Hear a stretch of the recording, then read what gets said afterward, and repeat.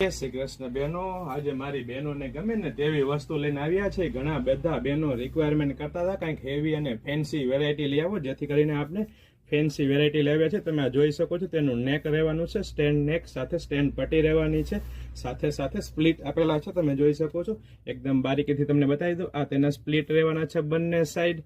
સાથે સાથે સ્લીવની વાત કરીએ તો મસ્ત સ્લીવ મળી રહેવાની છે. તમે જોઈ શકો છો, આ તમને સ્લીવ એકદમ બારીકાઈથી બતાવી દઉં.